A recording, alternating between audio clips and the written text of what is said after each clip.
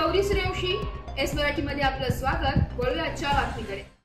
कळवण तालुक्यात दिवाळीच्या पूर्वसंध्येपासून जोरदार पावसाने हजेरी लावली आहे। त्यानंतर सततच्या जोरदार पावसामुळे निसर्गाच्या लहरीपणामुळे बळीराजाला मोठा फटका बसत आहे।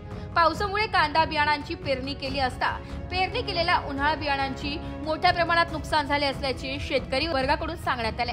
तसेच काही ठिकाणी मका पीक काढण्यास सुरुवात केली आहे असता मक्याची कणसे पाण्यात भिजत असल्याचं बघावयास मिळत आहे। यावेळी पासान धनाच्या वैरणीच्या चाऱ्याचे नुकसान झाले। कांदा रोप मका भाजीपाला पिकांचे मोठे नुकसान झाल्याचं बघावयास मिळत आहे। अवकाळी पावसाने जोरदार हजेरी लावल्याने शेतकरी वर्गांमध्ये पावसाचा विपरीत परिणाम म्हणजे असलेला कांदा रोपांचे कूज होत आहे। जास्त पावसाने कुजण्याची अवस्था धारण केल्याने दिसून येत असून महागडी बियाणे बळीराजाने मोठ्या आशेने बियाणे घेऊन ती शेतात टाकली। नवीन बियाणे घेऊन ती कशी टाकायची, त्यासाठी पुन्हा पैसे कुठून आणायचे असा प्रश्न निर्माण झालाय। असे चित्र सर्वत्र बघावयास मिळत आहे। पाळेखुर्द, पाळेबुद्रुक, असोली, हिगवे, हिगळवाडी सह परिसरातील शेतकरी पुन्हा आर्थिक संकटाच्या विळख्यात सापडल्याचं चित्र सद्यस्थितीत पाहावयास मिळतं। कारण शेतकऱ्यांनी ह्या पिकांवर प्रचंड प्रमाणात आर्थिक खर्च केला असून त्याचे जवळ असलेले भांडवल अधिक कर्ज व्यवस्थेतून उभा केलेला सर्व पैसा आपल्या पिकावर खर्च करून टाकल्याने आता हाती कुठलीही आर्थिक व्यवस्था शिल्लक नसल्याने शेतकरी वर्गात येथून पुढे आपल्या कुटुंब व्यवस्था व दैनंदिन दिनचर्या कशी चालवावी हा मोठा गहन प्रश्न उभा राहिलाय।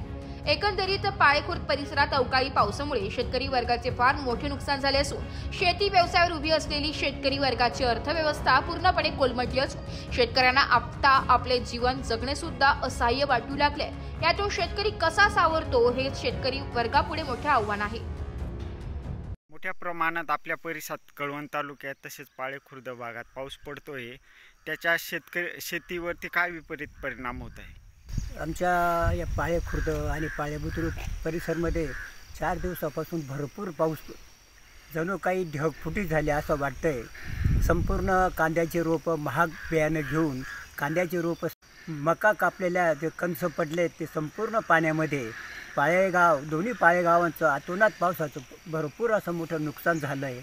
तर त्याबद्दल सरकारने काहीतरी थोडी तालुक्याची उपाययोजना करावी अशी मी त्यांना विनंती करतो।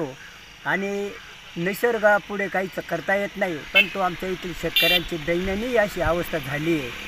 काय करावं, कांद्याचं बियाणं पुन्हा घ्यावं का पुन्हा रोप टाकावं का मका आवरावा अशा परिस्थितीमध्ये, आणि ज्यांची भाजीपाले ती भाजीपाल्याला एक तर भाव नाही आहे आणि पाऊस तो भाजीपाला खुडू देत नाही अशी अवस्था मनस्थितीमध्ये आमचे शेतकरी झाले। बस ना। एस मराठी न्यूज साठी तालुका प्रतिनिधी संदीप पाटील, कळवण।